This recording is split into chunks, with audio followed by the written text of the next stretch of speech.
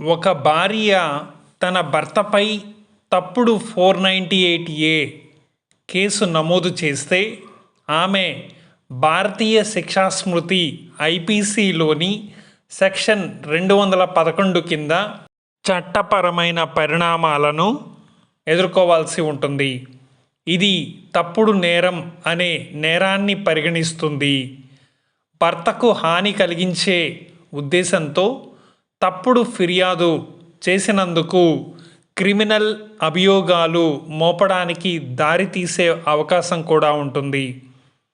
తప్పుడు 498 కేసు గురించి ముఖ్య అంశాలు: ఐపీసీ సెక్షన్ 211. ఈ సెక్షన్ ఒక వ్యక్తి తెలిసి ఒక పోలీసు అధికారికి తప్పుడు సమాచారం ఇచ్చినట్లయితే అది మరొక వ్యక్తిపై క్రిమినల్ కేసుని ప్రారంభించడానికి దారితీసేలా చట్టపరమైన చర్యలు తీసుకోవడానికి అనుమతి ఉంటుంది.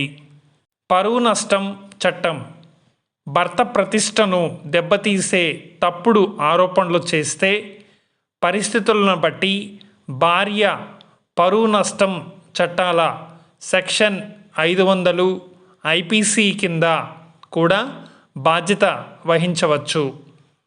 ఆధారాలు కీలకం: ఒక తప్పుడు 498 కేసు నిరూపించడానికి భర్త, భార్య దురుద్దేశం మరియు ఆమె ఆరోపణలలోని అబద్ధాన్ని నిరూపించే బలమైన ఆధారాలను ఖచ్చితంగా సమర్పించాలి.